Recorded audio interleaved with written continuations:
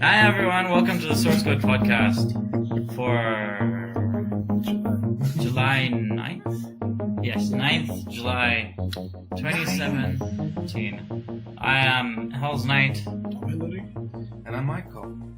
Yes, we did not imagine that. Mike is back, everybody. Yeah. For those of you joining us for the first time, because that is a thing actually, we talk about video games that we've been playing as well as some of the stuff that's in the news. We've been on hiatus for quite a while, which was actually a decent break. Kinda, we all needed it, I guess. Yeah. And yeah, lots of things have been going on in terms of everything. So, onto the show. What have you been playing? Why don't you start, Mike? Recently, So much. okay, the time sink I've spent 60 hours in, which I'm kind of face palming at the moment, thinking about Heroes and Generals. Oh god. Exactly. It's it's an online multiplayer first-person shooter game. World War II theme, so naturally you choose between Russian, American, or German. And the way it works is you have relatively big maps, and each team has an average of, depending on how many players come into that particular match each side, between four to five squads of 3 to 4 people each. So it can be 16 to 20 people versus 16 to 20 people.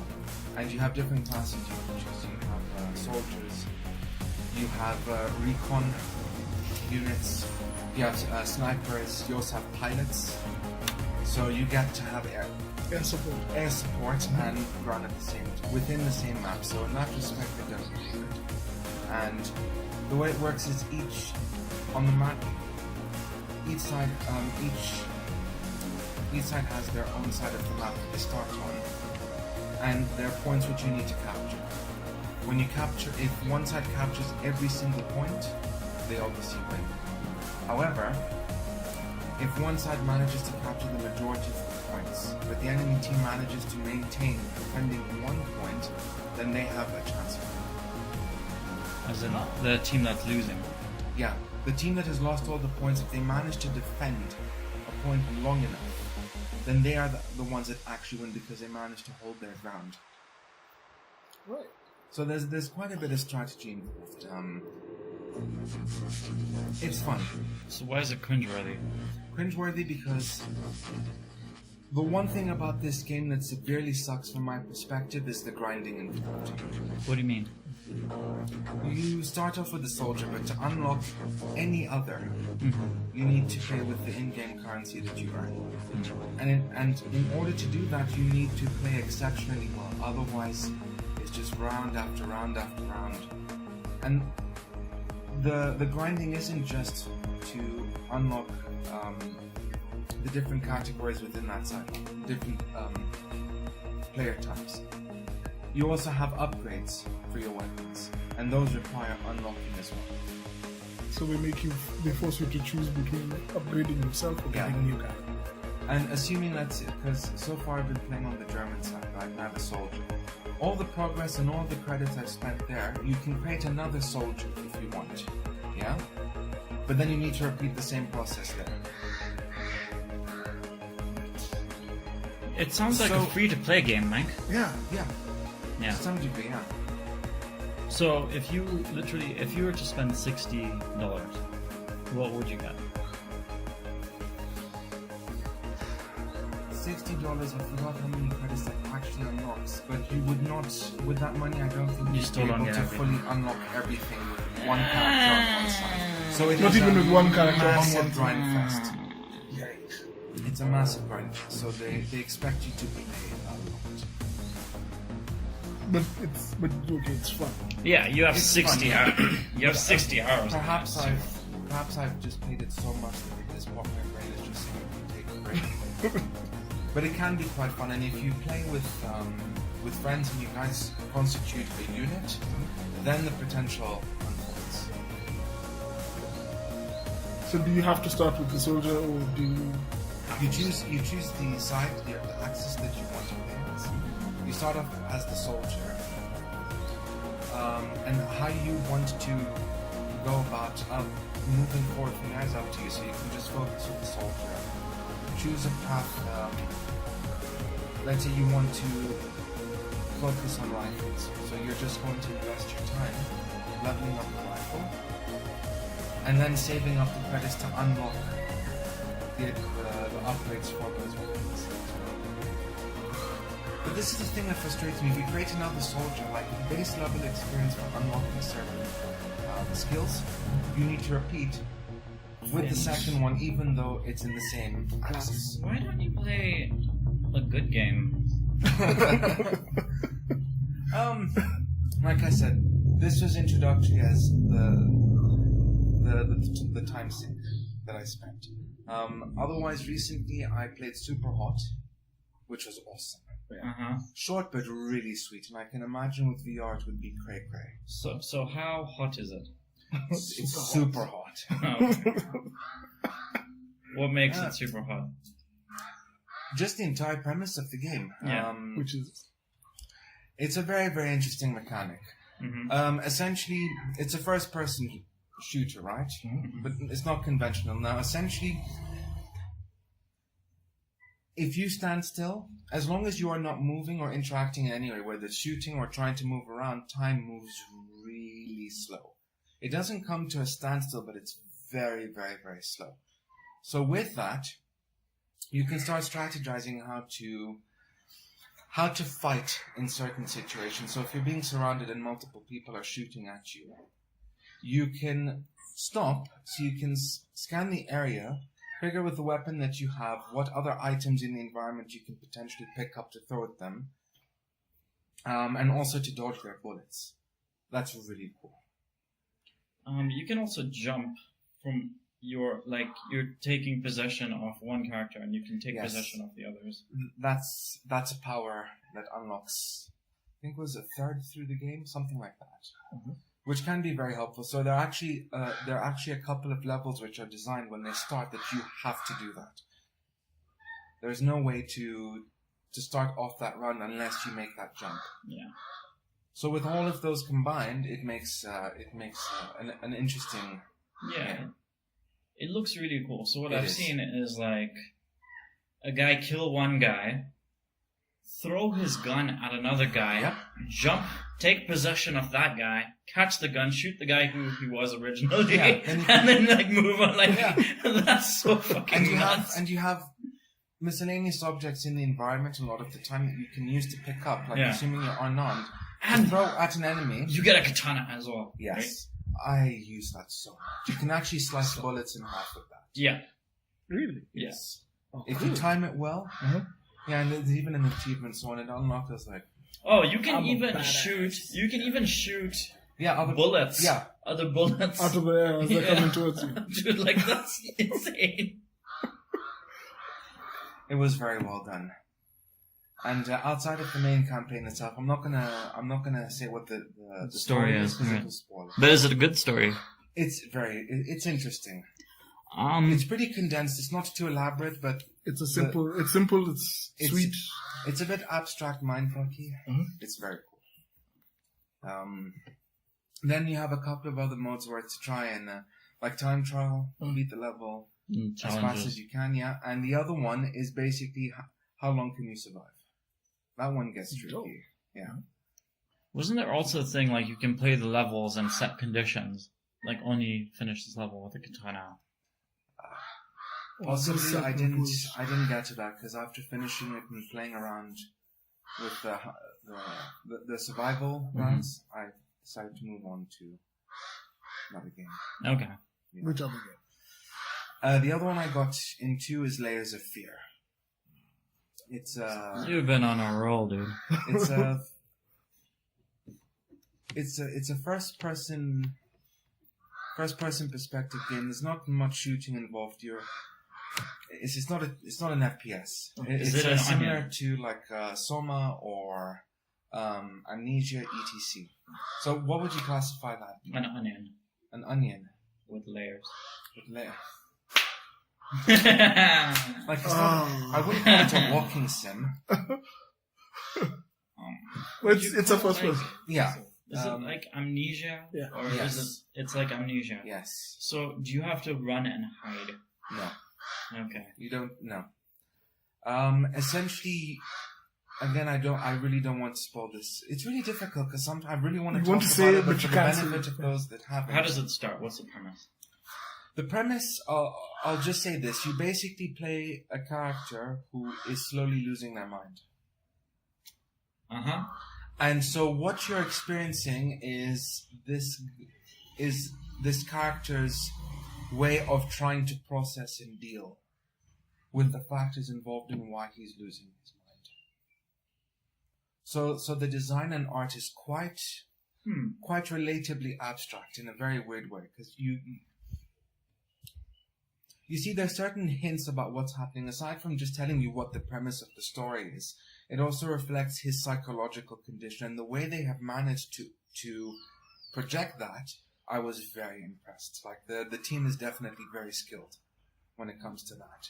And so it builds these pieces slowly until it comes to the end, and I can't spoil it, but if you're a fan of, psychological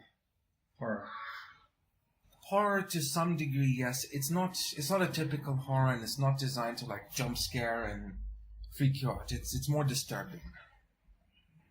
And then I remember thinking, shit, this is quite an interesting way of expressing this particular issue. And then when you understand all the other pieces that fall in place, then a lot of the art starts to make sense. Okay. Again, a bit abstract, but it will make more sense when you actually play it. You're a painter in this game, right? Yes, you are. Okay, so that's why art is such a It's a big thing. thing. Yes. Okay. It's actually part of his problem. The irony is that it's his curse, but his saving grace at the same time, in a weird way. Okay, don't say anymore. And there are multiple endings as well. Huh. Yeah. So did you get a good ending or a bad ending? The one I got was what was considered neutral. Yeah. Okay. Wait, by multiple endings, do you mean 3 or? Yeah, it was. Or are there It more was than no, there was. I think it was 3. Yeah. Okay, cool. That's fine. Yeah, I'll give it a shot. it's worth it. It'll take you a couple of hours. I mean, if you stick and focus with it, maybe 4 or 5 hours. So it's relatively short, but it was a good experience. And they're coming out with another game called Observer. I believe it's at some point this year. That I'm gonna play for sure. Like I like this dev team. Okay. Yeah. Better than Soma? It's different from some. Very different from Soma. Yeah, I don't think it's fair because I thoroughly enjoyed some. Okay, so what would you compare this to? Again, the gameplay mechanics, I guess, would be similar to Soma and Amnesia, etc. Mm-hmm. But in regards to the story and the way it was executed, I can't think of any that are directly comparable. Even like Stanley Parable? I haven't played that. Hmm. Not yet, at least. I have it in my list. I'll give it a go. But this was definitely very good. Stanley I enjoyed it.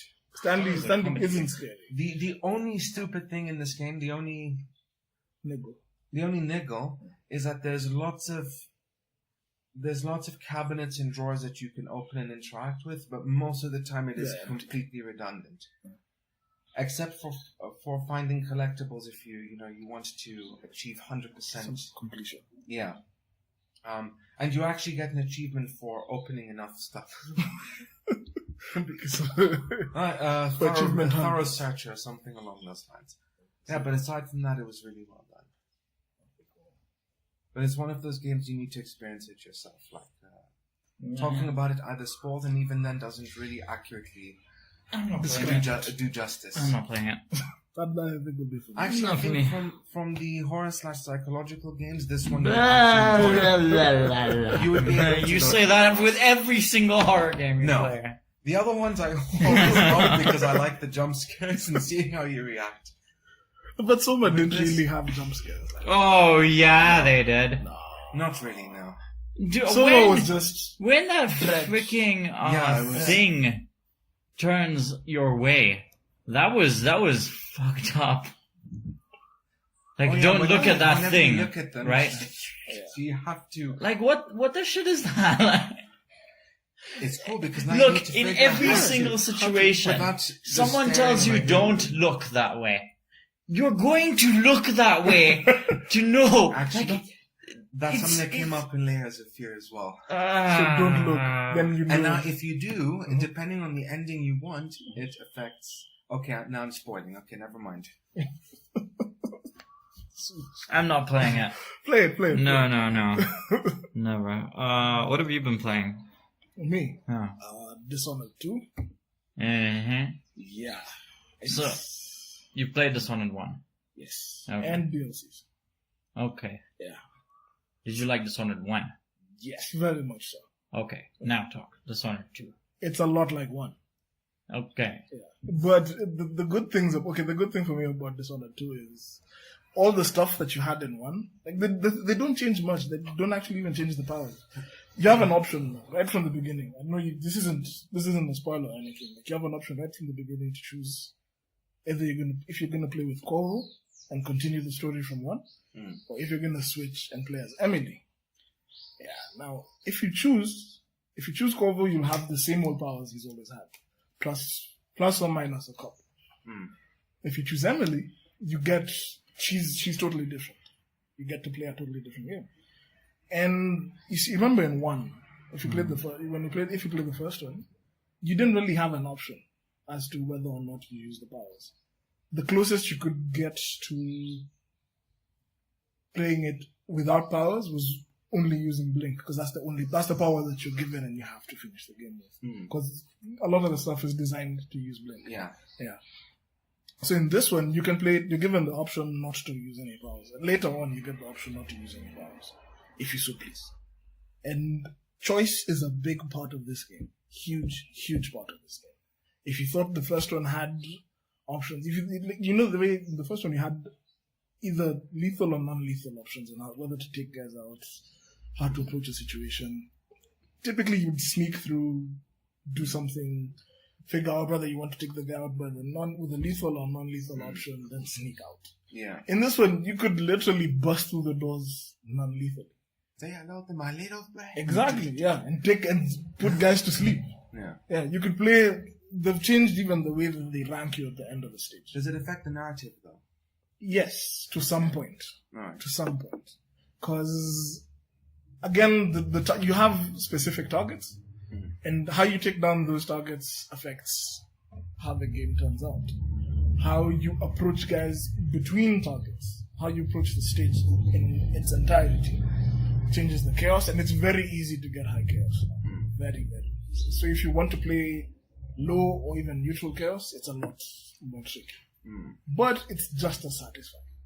Yeah, like even now, remember, high chaos is technically the bad playthrough, but they make it more. They make it more difficult. What is this low chaos, neutral chaos? Okay, chaos. The chaos system is the morality system, quote unquote. Okay. The more guys you kill, it's called a high chaos playthrough. But if you don't kill guys, if you don't kill guys and you're unseen, that's low chaos. So that depends. Now that chooses. That'll decide what ending you get, because it even affects the characters at the end of the game. Huh. Yeah, it affects the story. Okay. Yeah. Now, the first game, the ending of the first game, I don't know. It's like a couple of years old now.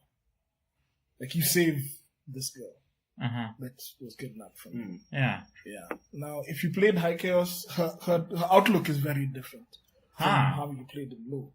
So the end of the story it uses your save file, maybe. No, in 2 doesn't pick up with the save file. Okay. But I'm saying the story of the first one, they give you like an epilogue at the end where they tell you what happens. So that changes depending on how you've played. Yeah. But this game, what it does pick up from the other ones, like it's a direct follow through from the DLCs.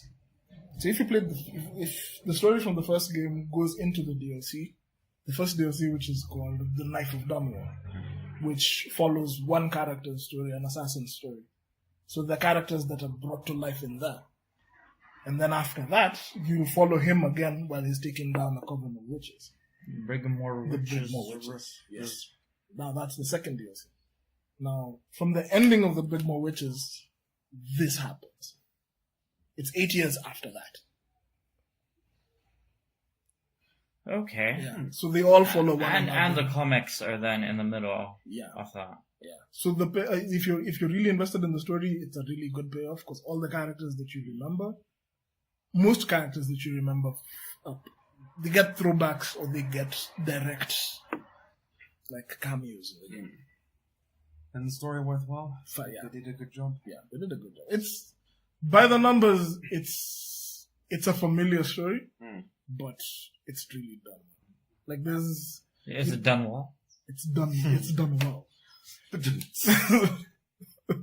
Yeah, so you can go on YouTube now. There's a guy who did a video there's a character in the game called Jindosh.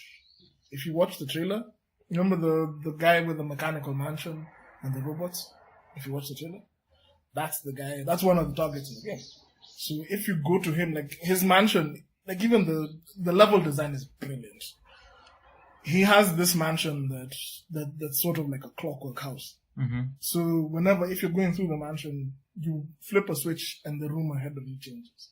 So like you could open the main door from the landing, like the foyer, and you see it's a music room. And you flip a switch, it becomes a game room. And you flip the switch back, it's the music room. So they all lead to different places. So he has different rooms. It's a mansion with rooms in the walls. I don't know whether I can explain that in any other way. Yeah, we've watched cartoons. We've seen Yeah, seen how that works. it's kind of crazy. And he has these robotic gods that now are the replacement for the tall boys from the first one. So if tall boys were a bitch for you, this is not going to be any easier because they don't go down easy and they can see ahead and behind them. So sneaking up on them isn't going to work. Heads up. This messed me up severally. So yeah, like in that stage, you have the option of playing through directly and getting to him through the way the mansion works, or play like me. And I ended up scurrying like a rat in between walls. And then you're hearing conversations on two different sides of the wall, and you don't know. It's really crazy. It's really nice. Okay. Yeah, How did it run? It's smooth. It's fine, man. Okay. Yeah, very, very good. Okay. Even you can max it out, but the art style, as in, it's more or less the same as one, as far as I'm concerned. Okay. Yeah, but yeah. When it was revealed last year, you remember there was that level with the time thingy, the time warpy thing, where you're looking through a glass or something, Yeah, and you're seeing stuff in the past or past, present, and you can flip-flop between the two. yeah. How did you find that? That stage is a mindfuck. It's hard to try and think like that, because it's I don't even know how to explain it. Like, you have like a small screen. It's like a crystal which you see, where you look, you see that place as it was in the past. Then if you activate it, it's like a time turner. When you activate it, you go actually in the past, because wherever that place that you're in is sort of at a nexus. It's at a shattering of time. So you're able to go in between those two timelines. Yeah. So it's really interesting. Like, you could go in the past, see a god, and when you switch back, you'll still hear his echoes, like ghostly. You hear like ghostly echoes of him talking shit about you. It's really interesting. And even before you do that, before you get there, there's a puzzle, one of the hardest puzzles I've ever had to solve. And you can even solve it out of the game if you wish. I'll send it to you guys try and figure it out. But it took me like an hour to try and it's just literally, it's a logic puzzle. So it's an option for you to choose whether you're going to try and break the puzzle door, or you go around through like hostile territory and solve something else. But I was told that breaking the code for the door is an achievement, and I'm those achievement holes. So an hour of my time was spent there. Wow. Yeah, it's really cool. Okay. Yeah. And they have other than the rats, they have new parasites that also change depending on your morality. If you play more high chaos, there are these things called blood flies. They're about the insects the size of sparrows. Like huge like wasps that just suck blood. And they build nests all over the city. So the more violent you are, the more of those that are around, and they're not easy to navigate past. Oh, yeah, that makes sense. Like, the more people you kill, Yeah, they have more The breeding. more- Yeah, the city itself is your. is affected Yes. by what you do. Oh, yeah, Huh. but you're not in Dunwall anymore. The majority of the game you play in actually in Corvo's hometown, Kanata. It's different from Dunwall, but the same. It's not so grey and oppressive. And there's some stages where you'll actually play during the day. So it's super bright. Yeah, like from what I've seen, it's like if you play as the girl, like the levels I've seen have all been at daytime. Even Corvo. And for old fans, Dishonored is a throwback to Thief. Corvo is now voiced by Garrett, the voice actor for Garrett. And he talks, he has a lot of stuff that he talks about. And some of it is throwback to Thief stuff. Like if you behave in the same way, like if you play Low Chaos, some of his things, some of his thoughts that he'll talk about are very Thief-like thoughts. Even like there's some specific lines that he says that are just throwbacks for you guys. So you'd enjoy that.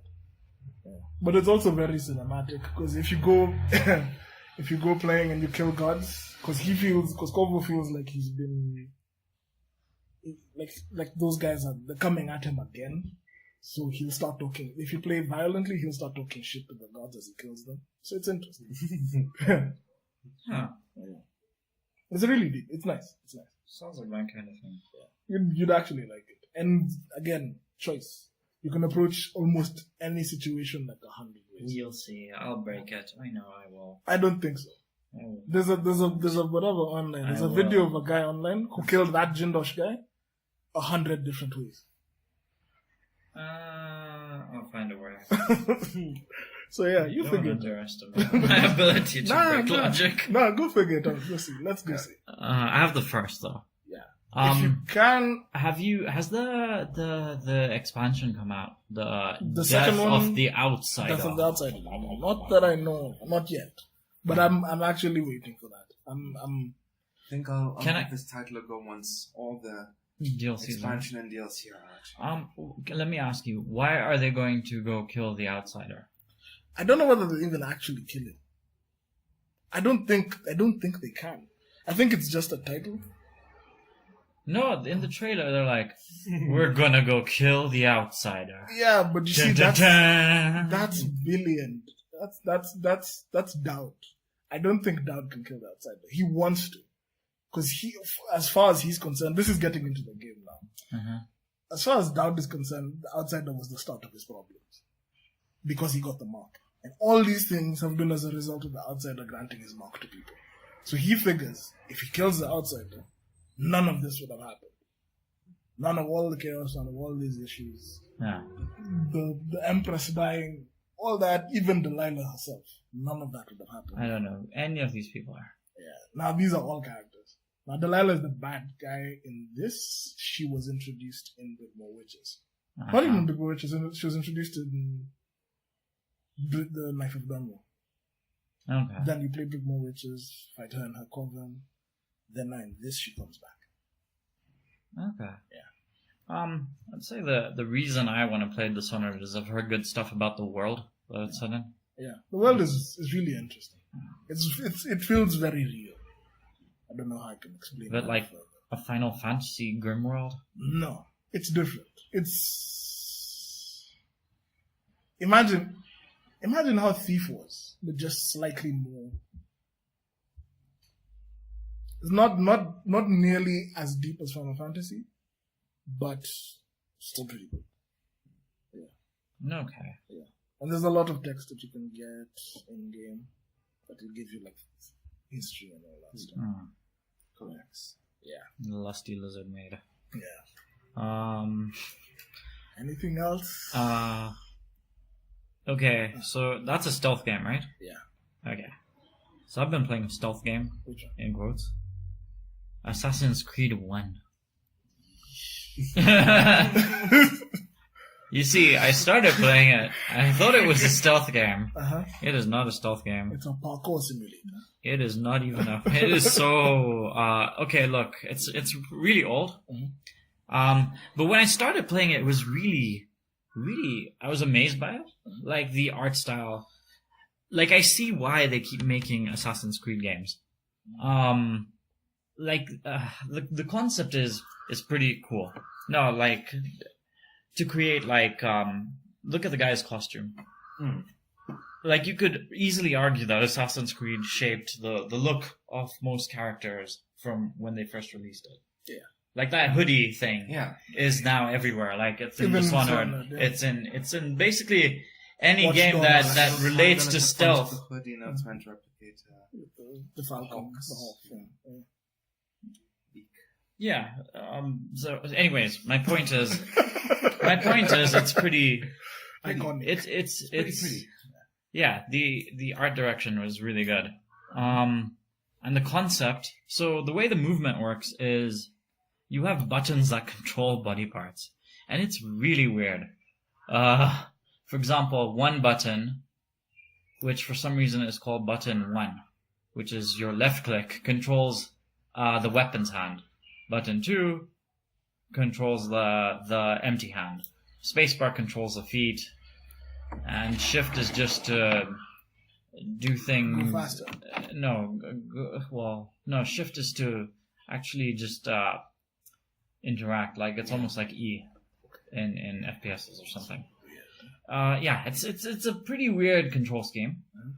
Generally, he's a slow-moving guy when you're moving normally. When you hold space with his feet, no, when you hold space, he goes slowly. Like he blends in with the crowd. He moves very, very slowly. If you hold your empty hand button, just right click, then he moves a bit faster, and if you hold that and space, then he sprints. Yeah. So it's like you're gonna have to get used to the controls. Once you do get used to them, yeah, you'll get used to them. But yeah, the hit detection in Assassin's Creed 1 is quite old. Like you need to precisely point towards a thing to be able to climb it.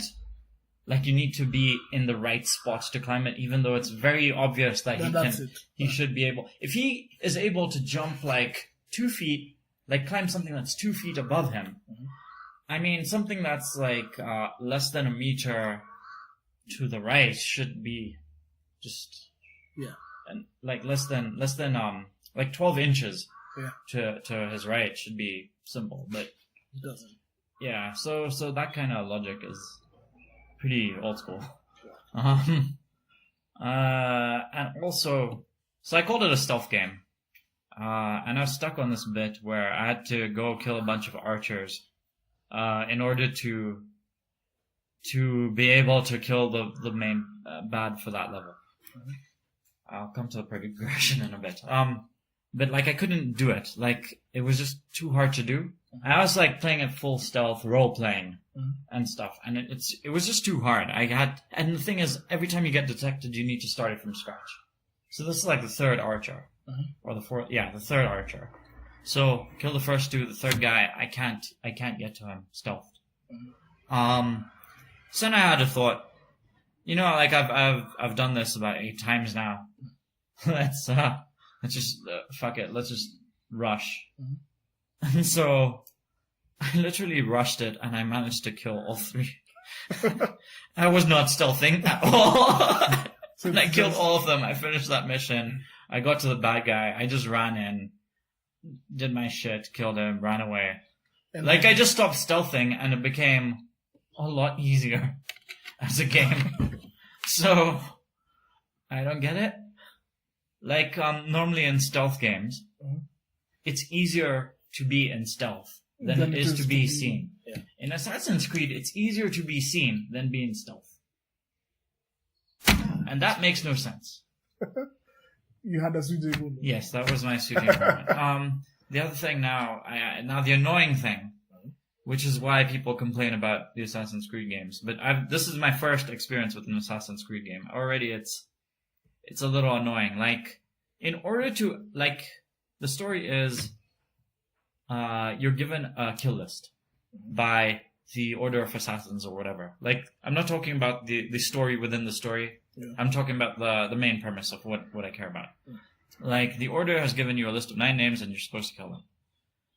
In order to kill them, you need to go to those cities. So you, like, there's no fast travel. It's like you riding on a horse, avoiding shit, and just making your way to that city. Which is like on a huge map, sort of like a sandbox map. So, yeah. Well, it's not a... The kingdom is a hub, right? Yeah. Yeah. Yeah, sort of like a hub map, a hub world. But it's a really big hub world. And so once you get to that next city, you need to figure out a way to get into the city. Once you get into the city, you then need to go tell the Assassin Brotherhood Bureau thing that you're there. They'll tell you, okay, go do a bunch of shit and go investigate to try find the guy you're supposed to kill. You go and you have to do like 2 investigations. You get the investigations by climbing up a tall tower. And then diving off into a bale of hay. Yeah. That's literally the thing. Like, on every high point, there's a bale of hay to jump into. It's kind of cool the way he does it. Yeah, those towers expose that area of the map. Yeah, And the but, hay just, you but they don't don't need expose to- the you don't area have of to the climb map. building to They kinda don't. just They like, don't. yeah, They don't. Pocahontas. Yeah, they don't expose the area of the map. The area of the map is exposed. What they expose are the missions that will allow you to unlock the ability to kill the guy who you are there to kill. So that progression is annoying. But it is managed to not. squeeze it into a Need for Speed game, so that's quite impressive. No, was it the crew? No, not Need It for was the Speed. crew. That's EA. It was the It was the crew, crew. yeah. The crew had the same mechanic. Even Far Cry eventually implemented Yeah, Far something Cry did similar. that, Yeah. Anyway, But so, in Far Cry, yeah. it made sense, at least.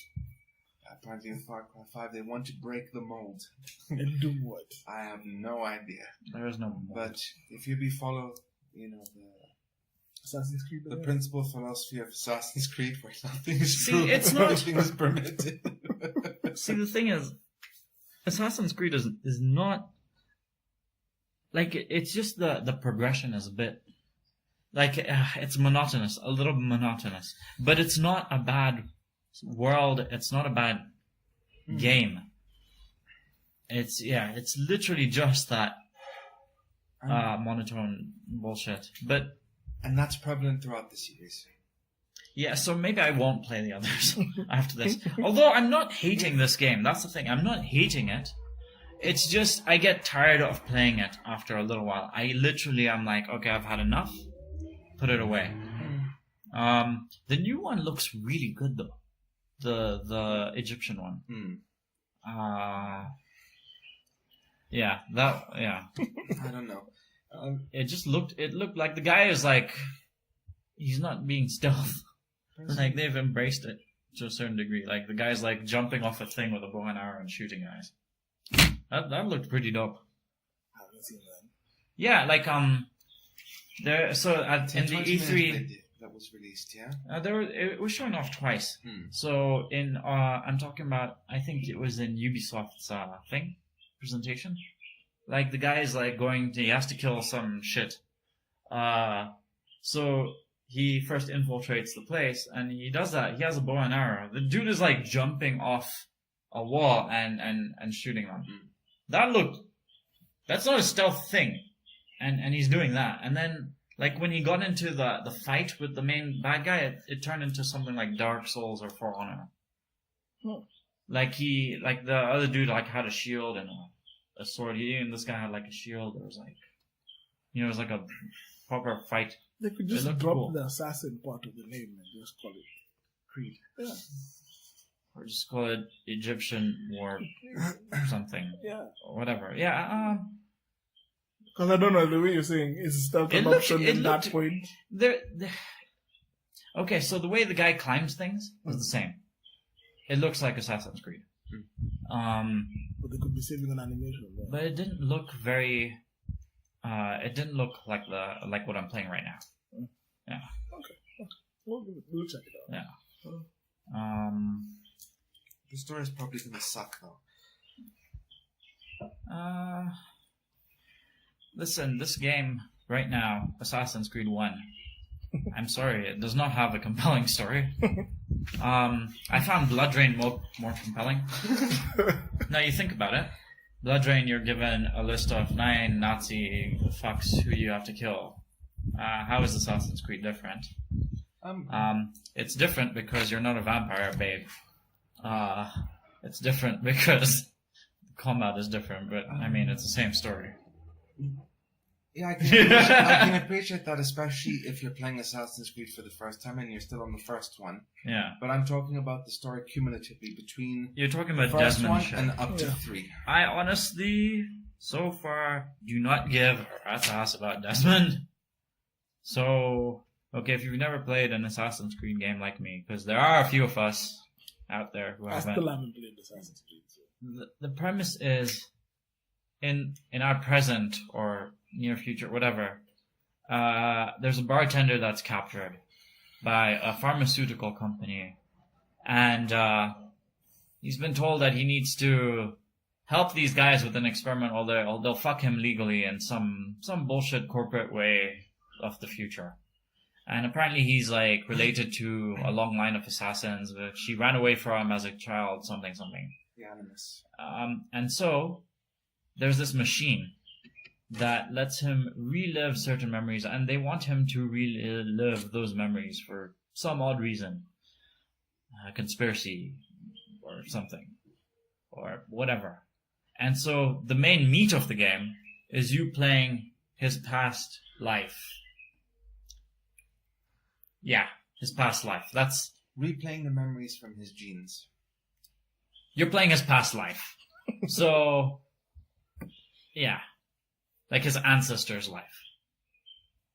Which is, playing it from genes is the scientific way of saying that, yeah, genetic memory is a thing. The Animus And, taps yeah, into. yes, and it remembers conversations in your genes, apparently. So, you know. Yeah, no, I like my hippie explanation better. It is your past life. Look, there needs to be some suspension of Disbelief. and... Just say you're playing your past life! Don't give me genetic memory, man. But Jesus. that's technically Your what it's ancestors, supposed to be. this triggers Past your lives and past life genetic bullshit. memories are the same sort of. Yeah. Well, you're playing the memories through genes, and you're playing them anyway. You get the point. Yeah. And that's where the main game is happening so far, at least for me. That's the purpose of what you're playing. That is what you're playing. You're playing the past life. So it's set in the Middle East-ish, like Israel. Right, Mike? One of them, yeah. What else? Like Jerusalem's Israel. Mm-hmm. Massif. Where's that? Akkar. Where's that? You're Israeli. Middle East. You have failed. It's Anyways, it's the Middle East area with Israel. I'm so sorry if you're offended. We're shit. With That's an geography. epic way to just diffuse. Look, you're Israeli! You're Israeli, you should know! Anyway. Yeah, I don't know. If it gets really monotonous, I might just quit. Like, I'm gonna do the next 2-3 kills. If it's literally the same thing and nothing is happening, and I'll quit it. I was told that the second one is better than Ezio. That's the better one. Yeah. Yeah. Maybe try the second. Nah, maybe just leave it. Or maybe literally just play the third, because I have the third. Look, the thing is, unless the story interests you, or you love the doesn't. gameplay I mechanics want so to much play- that you don't mind I want essentially to... doing the grind. same thing over Listen, the span of 4 these- games, then it this- will probably not tickle your This is the appealing thing, though. I have a list of 9 people. Go kill them. This is what appeals to me. Yeah? just to kill. A hit list. You're essentially you're like a nerfed ninja in Israel with a hit list. Wait, let me And ask. that's kind of Let me yeah. ask. Are you given this hit list that you're given? Can you approach it however you please? No. Or is there like this number one? Is it like what's it No. called? It's a bit like Hitman. Mhm. The way you have a target and No. you can go to it, but not as elaborate. Not at all. No, I'm saying like You- you have okay. to follow them in order. Like this is number 1, No. 2, 3, 4, 5. So 6, 9. you're given number 1. Number 2 and 3, you choose between the two. Like they're in different cities. Like one guy, like I was given the choice of Jerusalem and Akkar. In Akkar, it's like a doctor of this mental institute who's the target. Now the way, I don't know about the Jerusalem guy, but the way you go about it is you have to do those investigations by asking people or doing something for people, and they'll give you information to allow you to access the area where the guy is.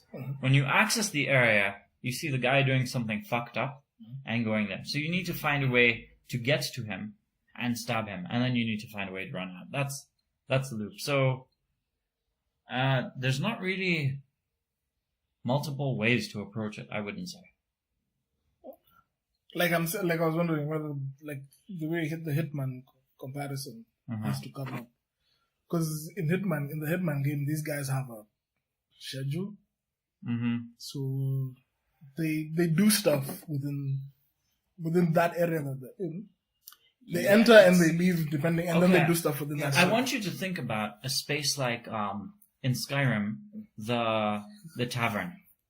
Which tavern? The one in Whiterun. The one that you'll spend probably a lot. Well, it depends on you, but what is it? The mayor, the bandit mayor. Yeah. So think about that tavern space, and the guy will basically be in a space like that. So it's not like a schedule. Like he goes from, for example, like the doctor I was talking about. He goes from patient, are you okay, or blah, blah, blah. The guy before the doctor is a guy who's at like a marketplace, and he's like, the craftsmanship is shit, and I can't, blah. But it's like in a very small area. So it's not like a full schedule, like he goes from here, he goes towards his shop, comes back and goes to like fucking... And he goes home, the Jarl's house. As I was saying, it's not as elaborate. The reason why I referenced it, there might be the target, and he has soldiers near him. So you can go, gun-ho, and just attack all of them, and then try to get to him, or climb on the building, find a way in, and then jump and kill him. That's what I mean. Also, you have. It's not like you can get multiple disguises or watches. I can't jump and kill anyone at the moment.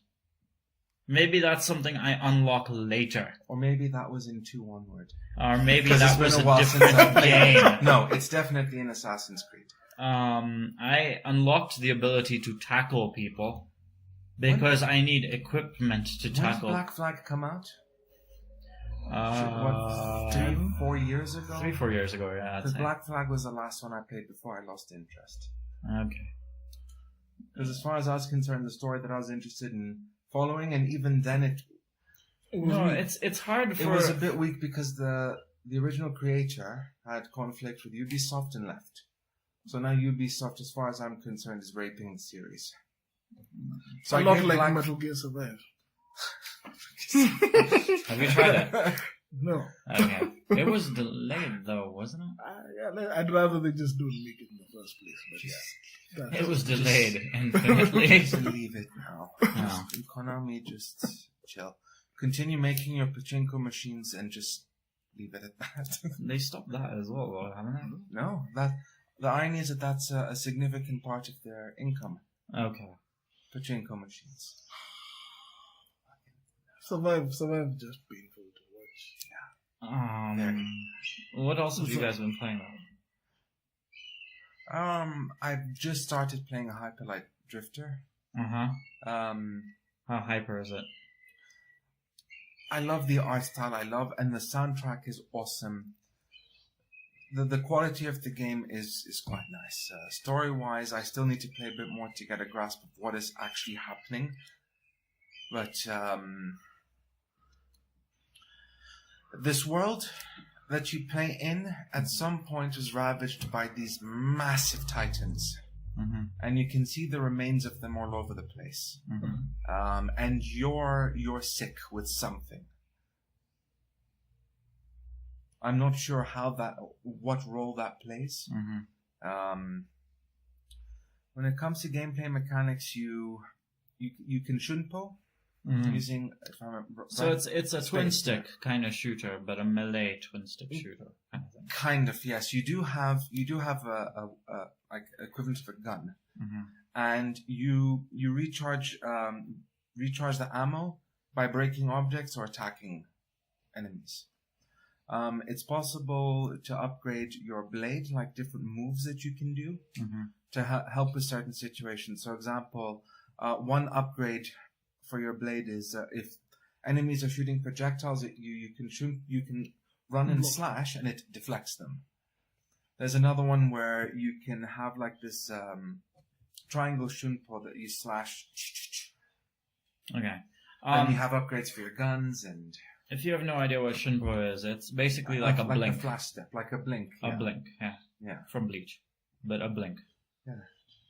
If you don't know what a blink is, it's like a short-range teleport. Yeah. If you don't know what a teleport is, it's like you're in one place and then another place. If you don't know what that means... Just refer to a physics textbook. Google it. Yeah. Should have just been one Google it.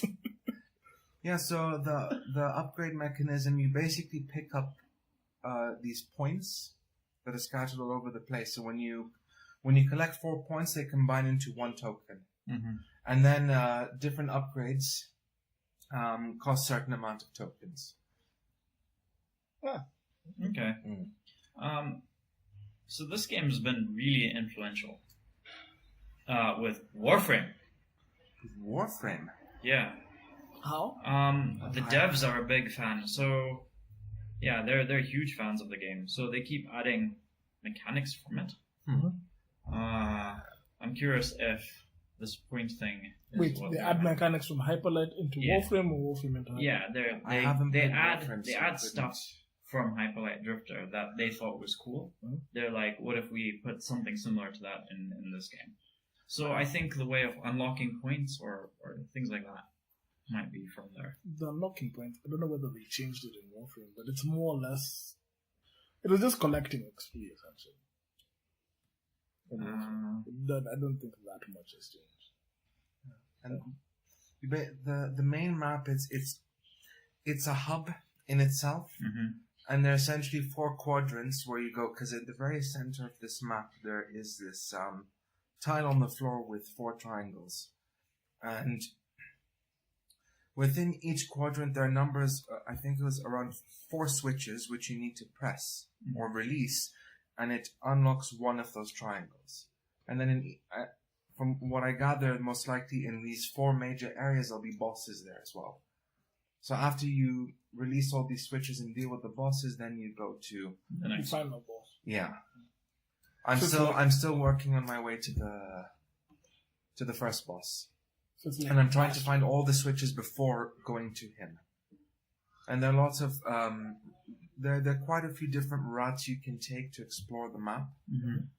And there are lots of I'd say secrets, but the secrets I found mainly help in unlocking more points to create tokens. Yeah, in some areas you need to go through particular routes in order to access. Yeah. Okay. So memorizing the map, you need to play quite a bit, yeah. But the art style, the pixel art is always, and I love the soundtrack. I'm checking that out as well.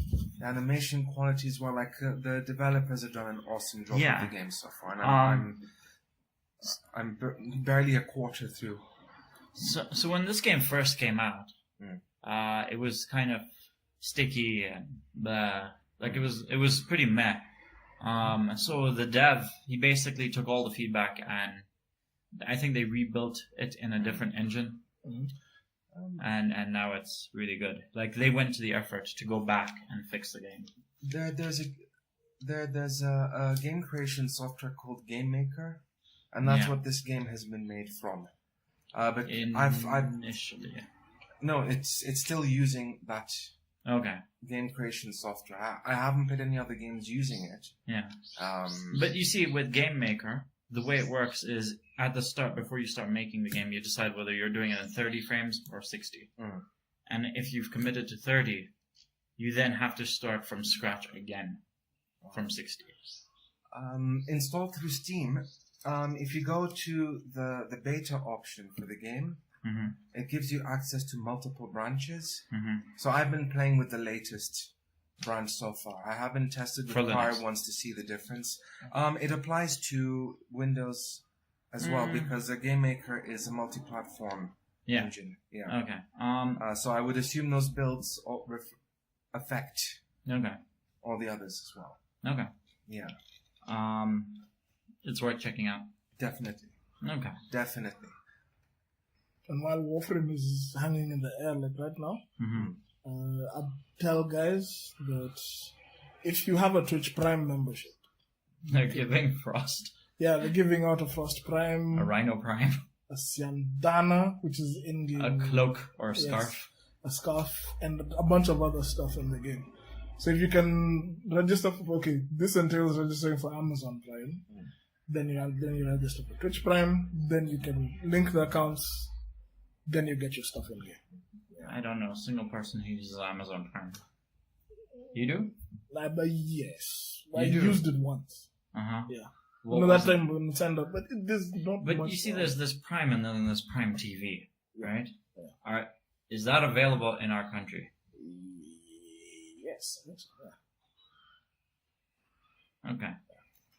But choose. It's up to you. If it's okay, right now they have a free membership for both of them, so you could literally sign in, get your first Prime, then cancel the subscription. So it's up to you. They added a new expansion, by the way.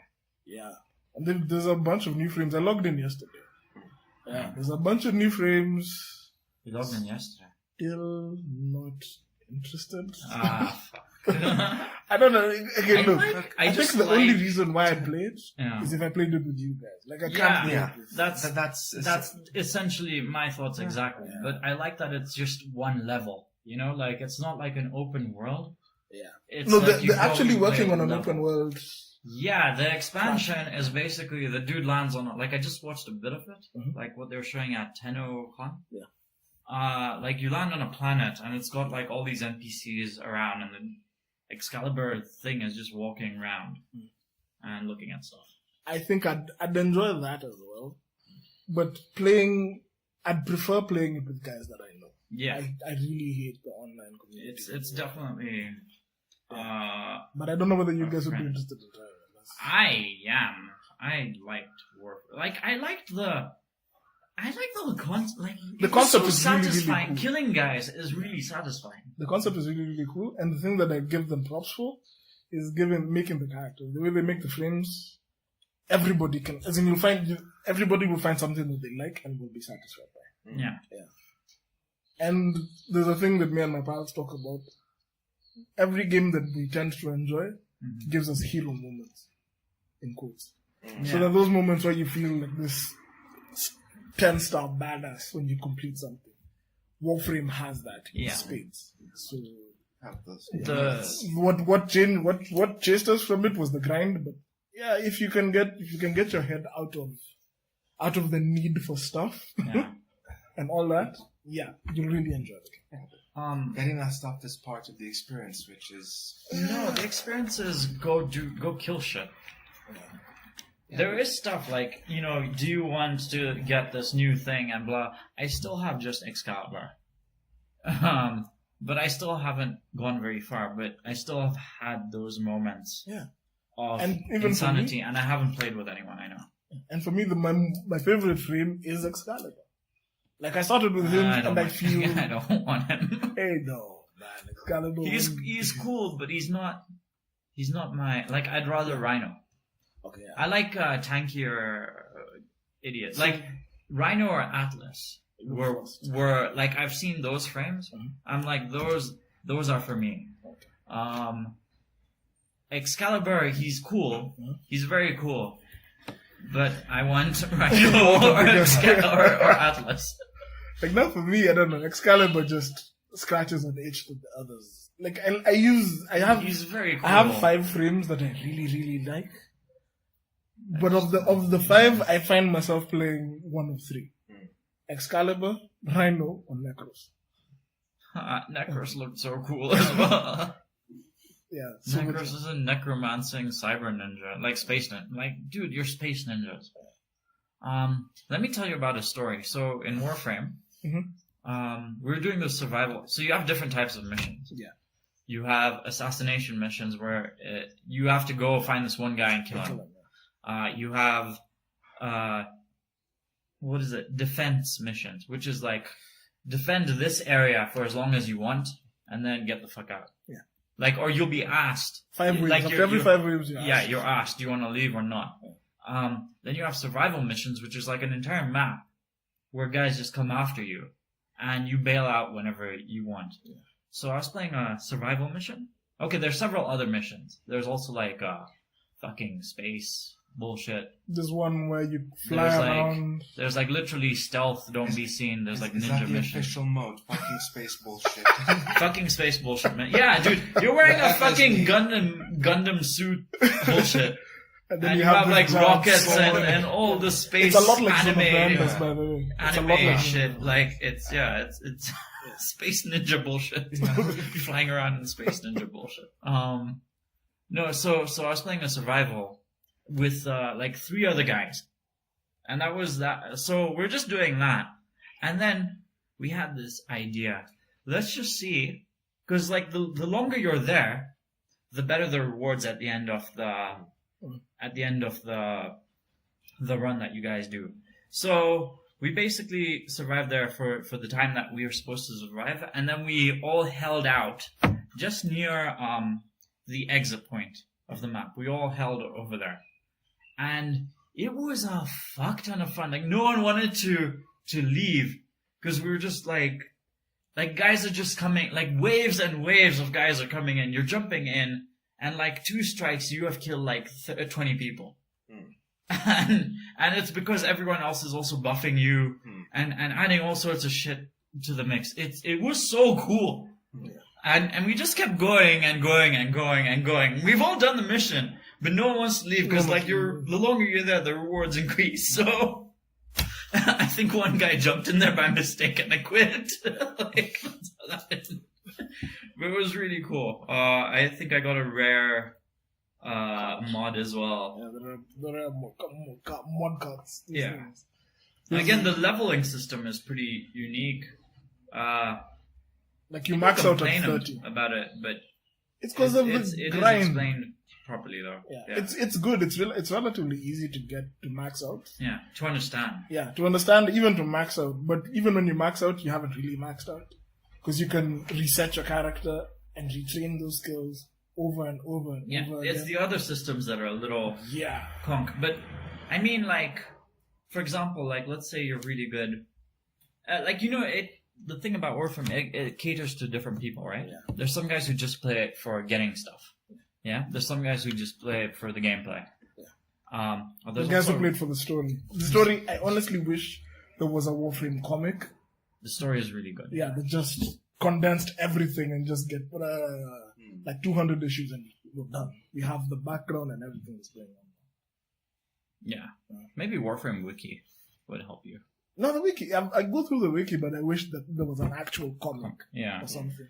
Someone book. was working on something like that, but it wasn't official licensed stuff. But they were promoting it, like the Warframe guys were promoting that artist. Is there enough lore where It they is. could make a single player game?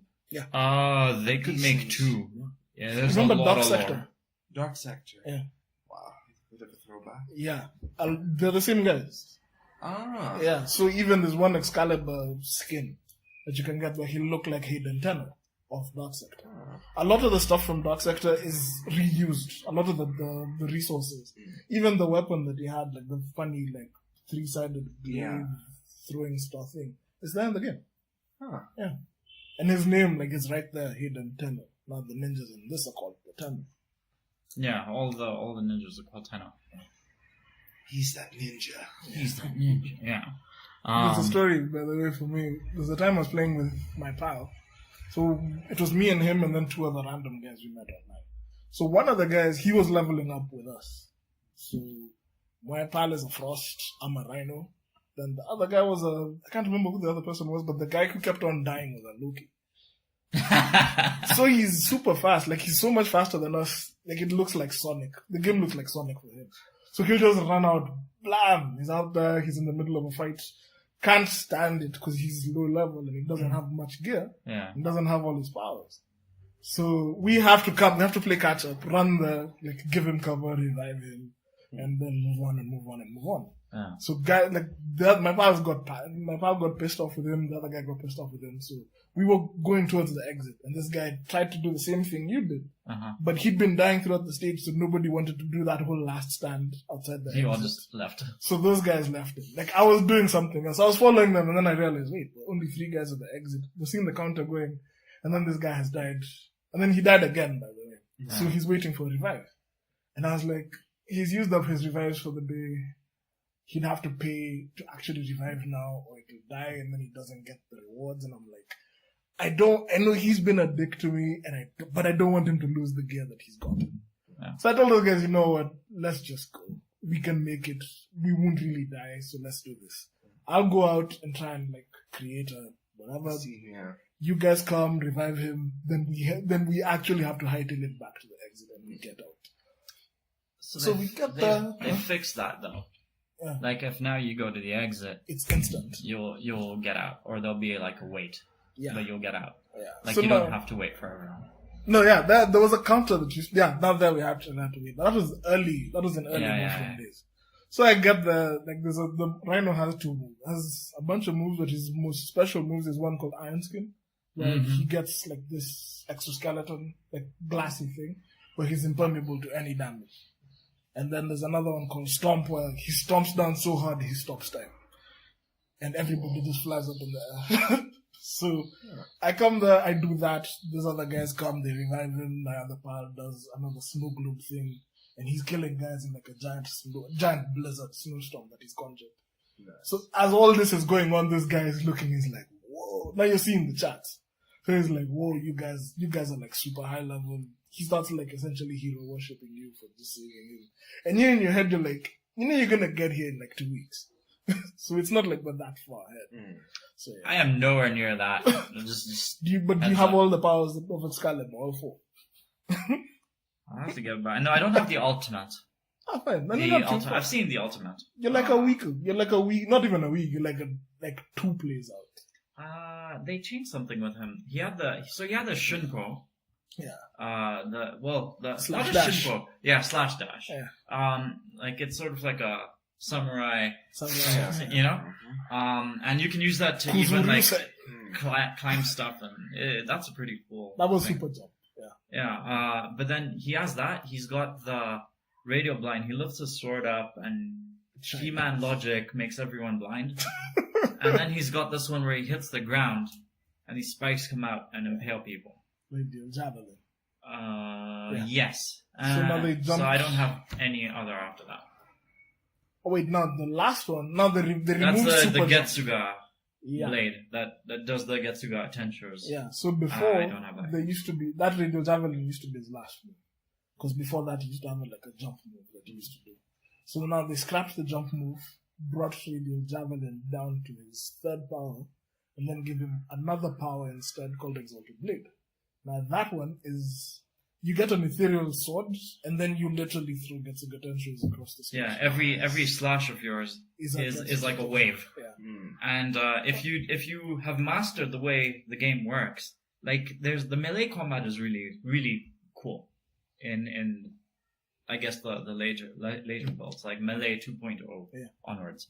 So you have different slashing from different areas. So you have vertical slashes and depending on how you're moving. But there's also a move where if you're running and you have enough momentum, if you jump and do a slide right at the right time, you do a helicopter thing. So when you have that activated, the Getsuga Tensho thing, you send out a wave all around you, that slashes guys. Yeah. It's very cool. And those colors, okay, this is pointless. Nothing to do with the gameplay.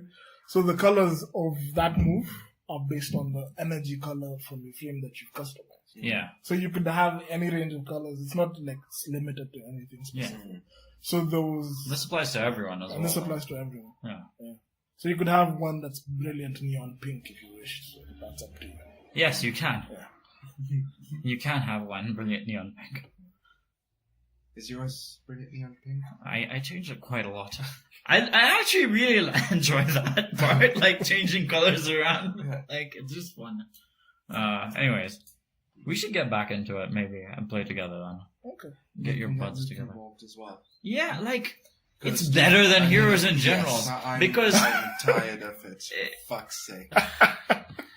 Wait, you should try you told me about this, the Infectious Madness of Dr. Decker. Yeah. Yeah. So That's- yeah, why don't you talk about that? It's I even hesitate to call it. It's not a point and click. What is it? It's an FMV, It's an FMV game. Yeah. like her story. Yeah. So Phantasmagoria. Yeah. so you're basically asking people questions about what happened to the psychiatrist. And I don't want to give anything away. Like a lot of it, and most of the stuff that you talk about, most of the stuff that I guess I could say would be spoilers. But you have a couple of patients and his secretary that you talk to, and depending on the keywords that you say and how you ask them, they give you information as to their background and their relationship with the psychiatrist. Yeah. So it's a really deep. It's an interesting game. Like It's the story could go in very different ways depending on how you approach it. Yeah. Depending on how you ask, depending on what you ask, when you ask it, and how you deal with that interaction. Yeah. Yeah. Yeah. Like if you ask too much, you'll get a warning like you're giving too much information. That will affect shit. Yeah. If You you ask ask too too little, little, you don't have enough To progress. Yeah. And even then, but the characters themselves are really, really interesting. Yeah. Like the first person you'll talk to is this lady who says she blacks out. Yeah, And she wakes has up. blackouts every now and then, Yeah, and she just- wakes up naked on a beach. And then you try and make connections between whatever's going on in her life and those things. And that will change your whole rapport. Another person is a guy who's living like a Groundhog Day loop. And he's like, he's really interesting to talk to. Yeah, he's a cool guy.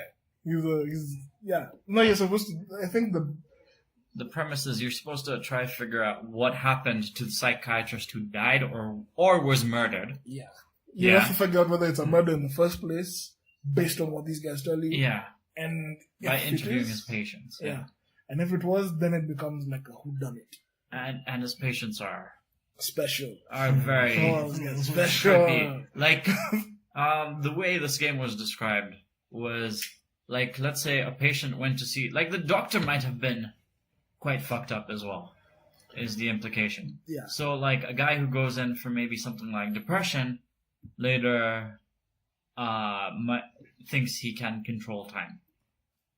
Yeah. Like crazy things like that. So Things escalate pretty quickly. yeah. Yeah. Yeah. I'm curious to know what it's like once you beat it. Like, if you still think it's worth trying out, or you think you should stay the fuck away from it. I honestly think the ending that you get Yeah. says more about you as a person than it does about the game. Oh, wow.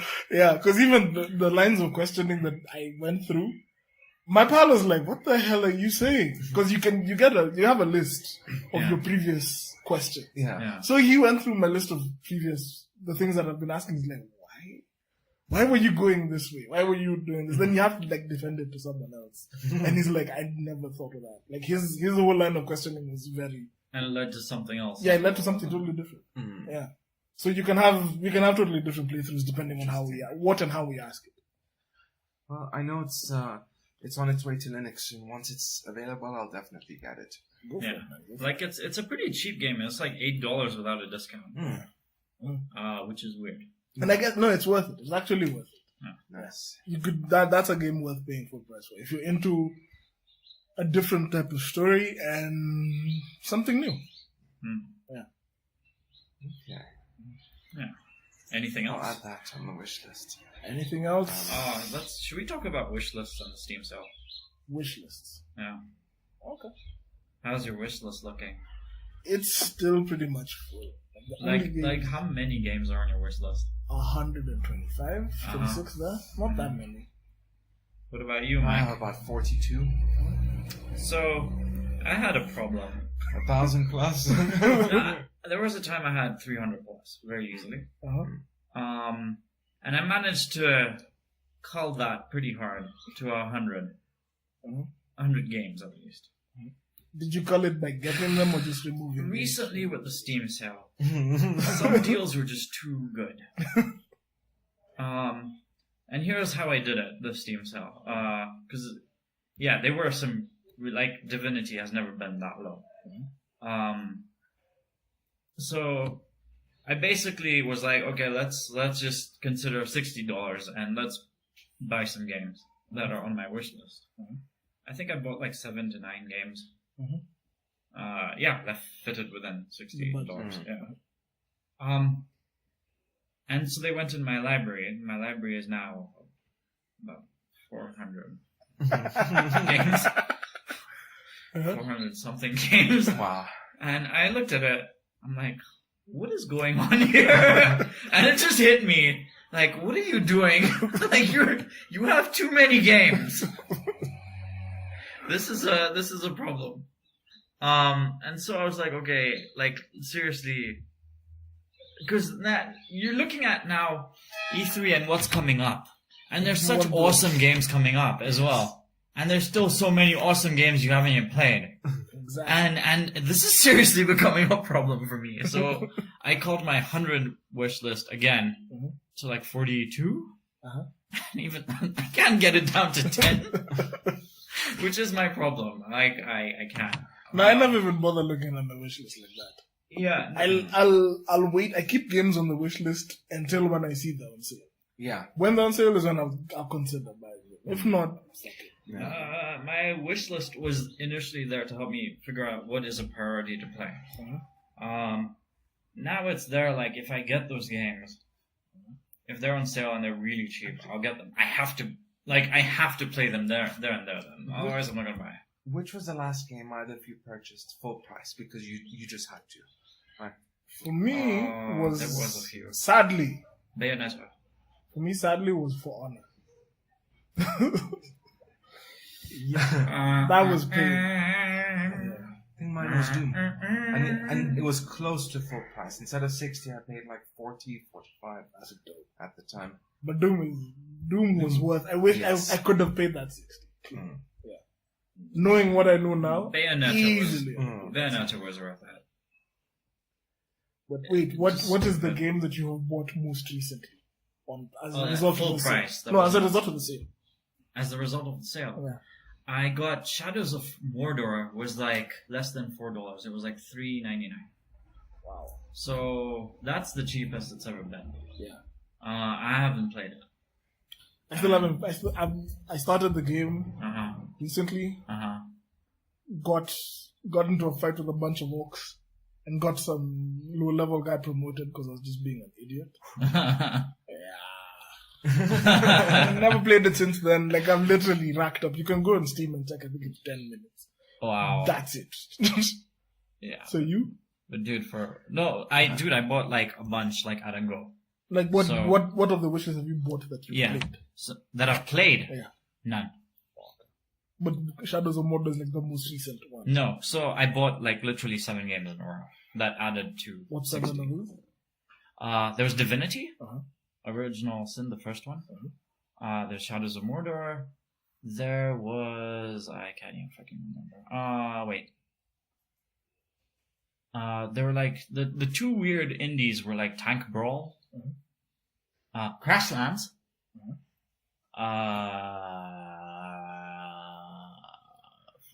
Fucking hell! I need to check. Let me open my mail. What about you? Oh wait, my mail is on the phone. That's recording the show.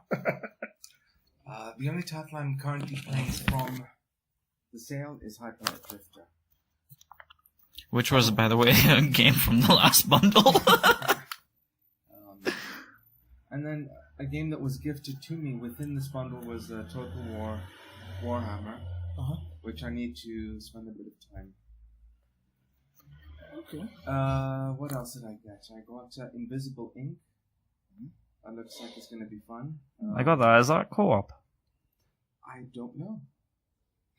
I don't know for sure. Broken Age and To the Moon. To the Moon is. Is That's a deep, really deep story. Yeah. Really deep game. yes. Like, I liked it. Like, that's one of the games I think that I almost cried playing. Almost. It's a very emotional story. That's why I bought it. Yeah. What are the others? Yeah, I think this is a problem. Like, I'd actually bought Ballistic Overkill.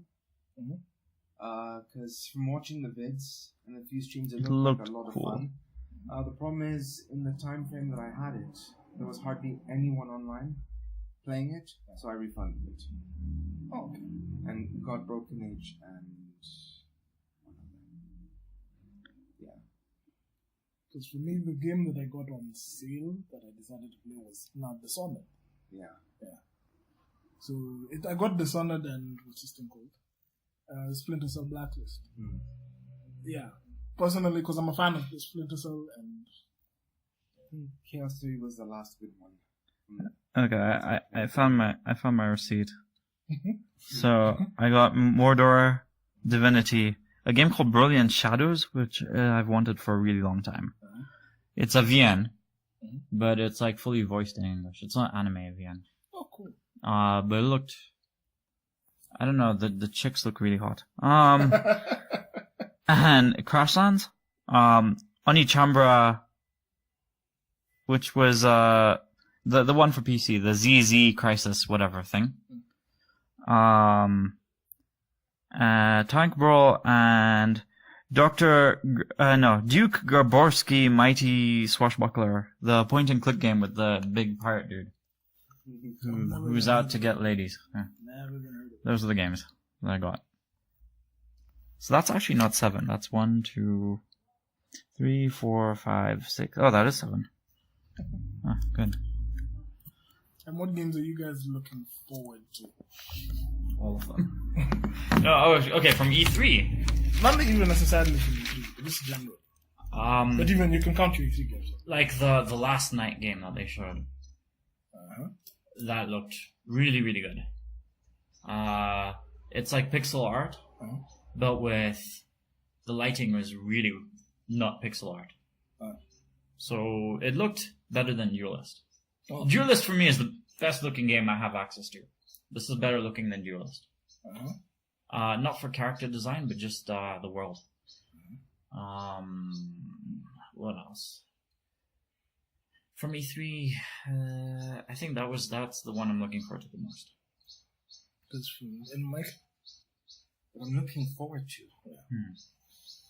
it doesn't even have to be like brand new, like anything that you're looking forward to. Honestly, nothing at the moment.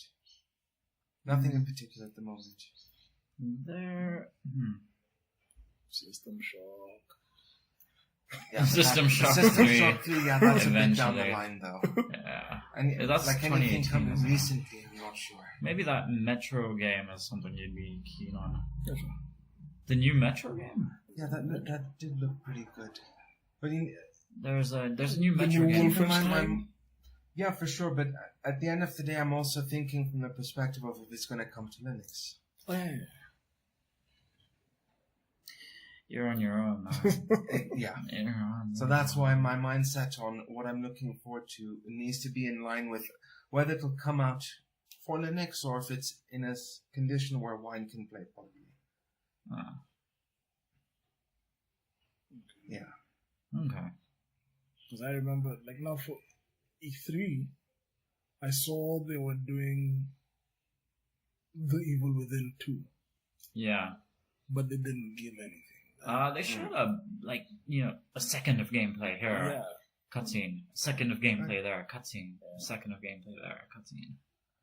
And I hope that they pick up on the criticism that they got from the first one. Namely, just get rid of the black bars. That's it. Yeah. But other than that, what else? Like for me, okay, the things that funnily enough, the thing that I'm looking for, and I told you this, I like the Switch. I really like the Switch. And I want to see when... I want that turn-based tactics game. No, for me, I'm actually more hyped for Super Mario Odyssey. Yeah. For some reason. Like, I have more psych for that than I have for Anthem. And I just can't, I don't know. Anthem did not seem as impressive. I just see Anthem Like- and I'm seeing the way you said it mentioned Destiny. Destiny, for me, it reminds me parts of You said Warframe. Warframe, yeah. Yeah, it has stuff that I've seen before. Yeah. Yeah. And like, her Horizon Avatar world, like, I wasn't impressed. I got the list for the games I got. What? I got Shadwin, Broken Age. Did you already have Shadowin? No, at the time I was playing the demo. Ah. Super Brothers. Sword and Sorcery. Yeah. That's a really dope I'm game. pretty sure I Yes, have 2 keys for that somewhere. To the Moon, Stasis, which I think you should also take a look at. Hyperlight Drifter and Invisible Ink, plus the Contingency Plan DLC. That's what I got this time around. Nice. Yeah. Clay showed off a really cool looking game called Grifters. Grifters or Griftlands? Clay are the guys who did Shank, Don't Starve. Shank. I don't know. Shank was fun. Shank was fun. Yeah. I haven't played the second one. It's much like the first one. Yeah. Okay. For me, that's part of the reason why I didn't play it. Like, I have it, but I haven't played it in a very long time. Like, I started the first 3 levels, and I'm like, this is exactly the same. I actually I wish they would come up with the Ninja. The Ninja. Mark of the Ninja 2. Yeah, they came with Mark of the Ninja 2 instead. I haven't played that yet. Play Mark of the Ninja is really cool. There's Side some scrolling. Guacamelee as well, yeah? No, Guacamelee was a different team. Okay. Summer Games Done Quick. They were playing that. Hmm. No, awesome what's Games that? Done Quick, whatever. Summer Games Done, whatever. They were playing that. Here's an interesting question. Do you guys respond to the marketing and the teasers as much or less than you used to? Less. Less, yeah. Because I'm feeling that as well. Because like Wolfenstein, I'm definitely keeping my eye on. Evil Within 2 as well. But I don't feel as excited as I used to. So I'm kind of contemplating, is it because I've just perhaps...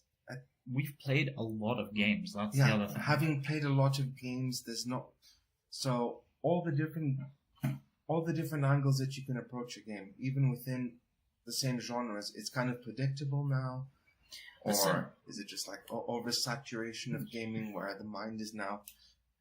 Yeah, I don't like, know. until something really unique comes out, there's not much we get excited for. Like, I thought Dr. Ducker looked really unique, and I was into that. Like, super hot. When we first saw that concept of the world moves when you do, and that's an FPS. Like, that concept is unique. So we get psyched about that stuff. But, like, Mortal Kombat, Fight 11, 12, whatever. Yeah. Yeah. Or like It's the novelty, I guess. Because you see now, there's two parts of this. Is it something that we've seen before? Yes or no? If it is, it still has an opportunity to surprise guys. It still has the opportunity to grab your attention if they do something new with it. Like, remember how we felt when Doom came out? Yeah. Yeah.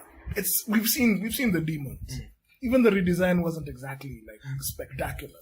It's not like when you look at a Pinky, you're like, okay, that's a totally different new look at a Pinky. It looks more or less the same as the old one, just updated graphics. But it's just the approach to what they were doing was a throwback, and it was completely different from everything else that was there. Like, I hate playing shooters that feel the same Mm. as everything else. So when you come up with something different, that's what's gonna catch you. Nothing feels like Painkiller Black Edition. I guess also the volume of games that exist now, the number that you'd have to sit through. To There's find also- that one special thing. Yeah, like to find that diamond in the rough, as opposed to, Back you then. know, Back in the day. Back in the day. Where that process was much easier. Well, we didn't have It's like within any given access. period of time, Mhm. whatever No, genre but there were you're less into- games, right? Yeah, so you could focus on those. But now, there's just There's so many. There's Yeah. just so many, and it's impossible to ever play. No, but even if Every there's so single one. many, Yeah, the same laws apply. Like yeah. 90% of them will still be trash. Yeah. So you'll still be playing the 90%, the 10% that are good. Mm. No. But yeah, that's a pretty low percentage. Yeah, but that 10%, would represent maybe 5 games years back. Now it's 40. Or 10 games out of 100. Yeah. Like, Because okay, that think ratio about goes those. in line with the number of games that are there. Yeah, it would, but still, the games that would stand out. Yeah. Like, how many? Okay, think even if it were to say, in the past year, Mm. how many open world shooters, survival games do we have? Open world survival games that are finished? Finished, unfinished, Two. any that are going on. No. If you're talking about unfinished, like easily 600. I don't know. Purely survival like Rust. There's Rust, there's Forest, there's too many. How many of those are actually good? The ones that are finished. Not necessarily. Don't Starve. State of Decay. Don't Starve is a survival game. Yeah, but it's not first person. Oh, okay, then neither is... Well, there's third person ones. State of Decay is not... Including zombie as well, like All of Daisy. them, any one. Any. Yeah. First person. Ark as well. Ark is Ark first or third? Ark is first. Yeah, you can switch back and forth, but I think it's primarily first. So going by that, No matter. there's still a limit of how many Mm. they are. Oh. As in, even if they fall, they'll be good. There's only a handful that are worth your time and money. Yeah. That's part of the reason why you will buy. That's why guys got like Tekken 7 as opposed to any number of the other fighting games that are out. Yeah. Because you know that one is gonna be worth it. Yeah, because Tekken. How are you finding Tekken 7? I think, did I talk about it? I don't think so. Yeah, I talked about it with Ted maybe two episodes ago. Okay, then just a quick recap. Yeah, for it's us, really yeah. good. The multiplayer is still shit as fuck. Like, I cannot find a game. How do you find the input? But The input latency. there isn't much. Okay, It's the same as PlayStation, to be honest. Maybe on Linux it's different. I don't know. I was only asking because I read an article online where one of the No. engineers at Namco were saying that a lot of pro gamers are very sensitive to No. the input latency, So- and it's due to The thing- some tweaking that needs to be done in the Unreal Engine itself. I don't notice the latency. But the thing with Tekken is it's always been a slower game than Mortal Kombat or Street Fighter or Guilty Gear or Blaze Blue. Like, it is just slower. In terms of the frames, the animations, it's a slower game. So, I mean, you wouldn't... If you're like someone who plays Street Fighter, yeah, you're definitely going to notice Yeah. the latency there. But I don't. Mm. I'm still having a lot of fun with it. It's still a really good fighting game. I wish... The thing is, the fun with this game now, for me, is playing against real people. Yeah. And so whenever someone else is online, is when I get to play against someone. So if someone else is playing Tekken online, he sends me an invite, or I send him an invite, or whatever, and we end up playing. And there's no lag. It's like a really solid playing session. And it's really fun. That's really, really fun. But yeah, like, if the multiplayer does not work, like, just searching for a game, I have had no luck. Some guys I know, I said this before, some guys I know were able to find games after 9. But I can't wait for more than half an hour. Just sitting there. Because, yeah, I can't. Like, you're just sitting there waiting for a game to load. I got other stuff to do. That's, yeah. I'd say it's worse than For Honor's ability to look for a game. I'd go that far. Because at least For Honor, you'd find a game, and, you know, in the middle of that game, it would disconnect or some shit like that would happen. But you would find a game. Is there still a big community for Honor? No. It's drastically. They bled like 95%. I think... Boy. That's why for me, like, even now, the stuff that I'm doing in the game, I play offline. Like, I don't even bother to connect. Wow. Because I'm not able to connect. Beyond Good and Evil 2. If I ever get it. Quite trippy. It's looking really good. What, are you talking about the cutscene or the actual gameplay? Some of the gameplay, at least... There is no gameplay. You know why? Well, Let me tell you what happened, right? All this time, they've been working on the concepts for it. What the game will be about. Then they showed that trailer. Yeah. Okay? Supposedly that's in-game. But the tech demo looked impressive. The scale, at least. Yeah. But now they're actually starting to work on it. So don't expect it next year. Realistically expect Good and Evil 2020. I don't care when it is, just so far it looks... It looked cool. It looked cool. Yeah. My worry is multiplayer. I don't know. They said multiplayer is going to be a blah blah blah. Officially, yeah. Yeah. Yeah. Yeah. What else are you looking? Yeah. There. From E3 there was Beyond Good and Evil. There was last night Destiny 2. Meh. Yeah. Meh. Personally, meh. Yeah. Meh. Meh. Blizzard game. Meh. Meh. Oh, the expansion of the Necromancer. Is out? I think it's out, yeah. No. I think so. Or it's at the cusp of coming out. I watched some gameplay footage. When was the earlier Grim on Dawn before. expansion, by the way? I don't know. But I don't know if I'm going to reinstall and play it. Grim Dawn? I'm Grim Dawned out now. Dude, we have not hit our cap. Now, you know... That cap, dude. Again, it's that that grind. cap. That grind. We can do it, dude. It was an arena, man. Now, The arena was fun. Fuck you. It was fun, but that grind at this point, like at this level, I literally just push wanted to, forward, yeah. like fuck that shit. For me, it was like I just want to max level and I'll leave the game alone. Yeah, That's but all I arena, wanted to do. But that arena mode was more fun than the main campaign. Yes, definitely. Definitely. Because you are always on your toes and you're trying. No, you're and trying to they're synergize all in one between- place. You don't need to go around looking for them. But it's also experimenting on how to combine all our powers and find that synergy. Yeah, and you can always just respec Yeah. and try a different build. Yeah, I really like that arena mode. Yeah. Grim Dawn's still a good game, but it's more fun with people again. Yeah. Yeah. But I'm. There are times I'm really looking for just straightforward single player games. Yeah. That don't involve ridiculous amounts of grinding, because that's one thing that really peeves me off. What you really enjoy. Why aren't you playing Overwatch though? Huh? Overwatch. It's not on Linux. Oh yeah. I mean, it can work in Wine, but I'm just not interested at this point in time. Okay. Like Overwatch, meh. Like I'm looking for similar games to Overwatch, like a multiplayer game that's like full, that you can play with other people. Like you don't have to have your friends, like people you know, to play with. Like you can just play with randoms. And I haven't found many games like it.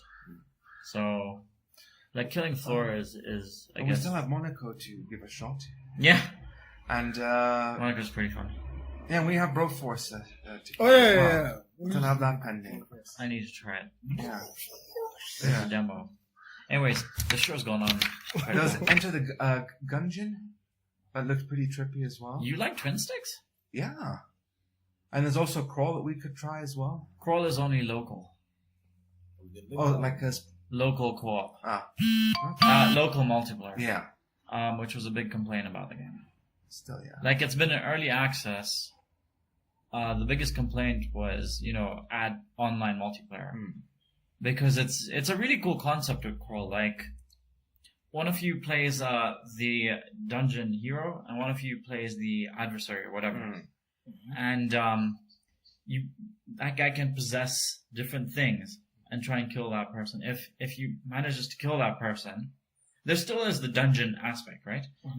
If that guy kills the main guy, the hero, if the villain kills the hero, that guy becomes the main guy. The hero that dies then becomes the antagonist. Yeah. And it's like a constant back and forth of bullshit, but it's only local. Local. If you have people over, yeah. Yeah.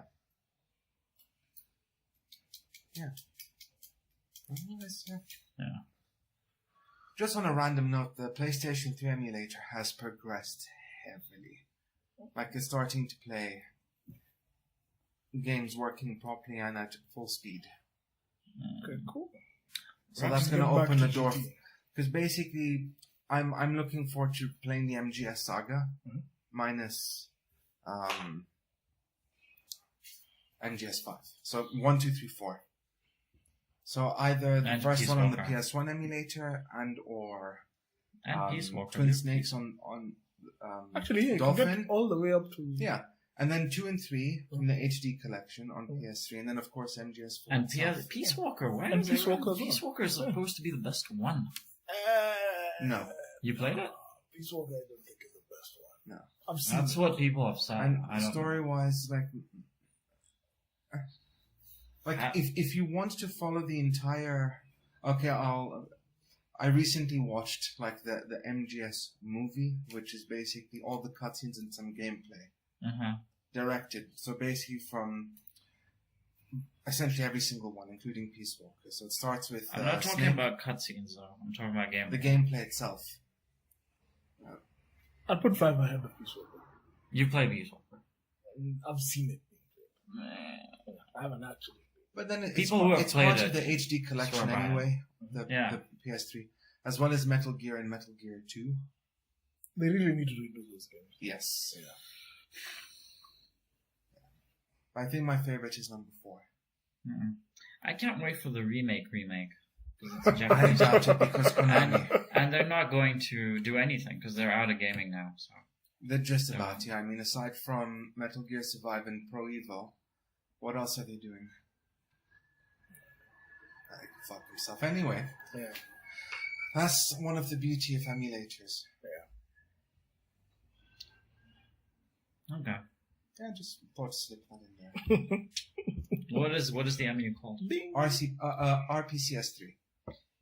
MU's, out of curiosity, if you don't have a PS3 and you got a PS3 disc, can you still use the MU? Yeah. That would be ideal, actually. Yeah. Save on hard disk space. So listen, if you want to trade, PS3 game. Oh, but not it still needs a bit more time. Okay. What you could do if you're interested is check out their Patreon page. That assumes that people have money. CPS3.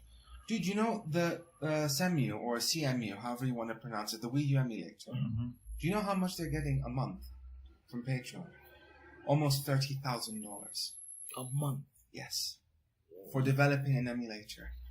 I honestly think that cash is better spent in PS2 emulation because there are far more titles worthwhile emulating than Wii U. But of course, that's really subjective. subjective. So that's the potential, yeah? She actually could do it. That's insane. $30,000 a month. But here's the thing. And so this the team thing now does is, it full time. The thing is, how besides the MGS series, what other PS3 games haven't come to? Catherine, the Killzone series, the Gran Turismo series. Okay. On PC, Zone of the Ender as well. Ratchet and Clank, Jack and Daxter. There's a shitload of games. And of course all the Japanese ones, like the Persona series and so on. 200 plus, 300. There's a decent chunk. But realistically, really good ones. Yeah. Right? But, okay, really well, good. that depends on your taste. Really good ones that you'd say maybe 10 that you can think of. 10. Maybe Yeah. 20. How many Nintendo games are there that aren't available? But Wii U. Okay, Wii U games. How many Wii U games are not on PC? All of them. All of them. All except 50. Bayonetta. All 50? Yeah. No, There's still fewer games than Wii U is there. quite small. There are quite a few games that people And don't honestly, count. at least with the Wii U, and what really boosted their profits is such as the fact that they focused on getting Breath of the Wild working properly. No, Breath of the Wild just came out. Yeah, it's on Wii U and Switch. Wii U Yeah, and- but- yeah. So if you can get the Wii U and It's been out I for a bit of time. haven't seen anyone talk about the Wii U version. It's practically the same as the Switch. But why would they talk about the Wii U version? And the Switch is what they're pushing. Exactly. Yeah. Okay. But the irony is, through No, the but- emulator, you to can be able to play it. yes, and guys are already making texture packs to enhance the graphic details. You can upscale the resolution as well. Okay. So it's the superior makes- version compared to the Switch. Okay. So literally, But my point was, I still think Nintendo have a bigger library of must-play titles. As I Then- prefaced before, it depends on taste. Yes. Yes. It's not empirical where Yeah. the Wii U is the superior platform due to its library compared to. I'm yes. just saying, with the ratio of PS3 games that are already on PC, like, would you rather play an emulated version or a PC version Of what? of any title? Would you I rather prefer play the an PC emulated? version, obviously. Yeah, you'd prefer the PC version. Always. That's But assuming that they port it properly. yeah. You have come up with several examples of games where the PC version is shitter than the emulated one. Yeah, sure. But then there's also those Sure. titles that there are three of them. Maybe. we've never gotten and will never get. Yes, and that's where emulators, for the sake of preservation, are amazing. I don't know. I'd still think like Dreamcast emulation later stuff Yeah. and Nintendo stuff, because like a lot of the Dreamcast stuff is just non-existent. You can only play it emulated. Yeah. So anything to do with that stuff, as opposed to PlayStation, I don't know. Oh, yeah. Because everything from PS is getting ported. Speaking of ports as well, I don't know whether you guys have noticed on the Play Store and on Steam, there are a lot of Mega Drive Dreamcast games that have been ported. I haven't noticed. Yeah, that's Sega's initiative. Yeah, so Sega, even if you check on the Play Store for Android and on Steam, I found there's a game that I used to play back in the day called Comic Zone. Really awesome game. Yes. I heard everyone talk about it. I never got to do it. Check it out now. We can play it. Actually, when I had the really Mega fun. Drive, I got that, and it came with a CD, and it had actual bands playing the soundtrack as well. I ripped that disc. I still have it from wow, 93, 4. 95, 96, something like that. So fucking hell, 20 years ago. Wow. So yeah, now it's been ported. It's It's just running on an emulator. Exactly. Yeah, it's running on an emulator. It's just they're trying to hide the fact that it's running on an emulator. But it's a good thing because if not, what do you do? Unless you have the hardware, and every piece of hardware is eventually going to fail. That's just the nature of it. Well, So if there are no saying MUs, is- then that archive is lost forever. What I was saying is, I'm far keener on Nintendo emulation than PlayStation. Well, and again, Just- depends on what just- titles you're looking just- for. no, But if there's just- certain Wii U just titles for you the want to play, you ratio. should check it out. No, just Nintendo in general, like Metroid stuff. Anything Zelda, anything Mario, In that respect, anything. all of Nintendo systems. I mean, even up to the Wii U now, that's I'd say almost there. The only platform left is the Switch. But there are already guys working on breaking that down into an exploit, so it will happen at some point. Yeah. Yeah. PS. I'm just not. I'm definitely keen. Yeah, I'm more keen on old school Nintendo, like Sega, like Mega Drive emulation. It's far more. Anyways, should we wrap? Yeah. Been going on for quite a bit. That's it for our show. Yes. Follow us on Facebook.com/Pronage254. Like this. This is on YouTube now, by the way. Follow me on Twitter. I'm Halls Knight. Hello. I'm Mike. Happy gaming. Happy gaming.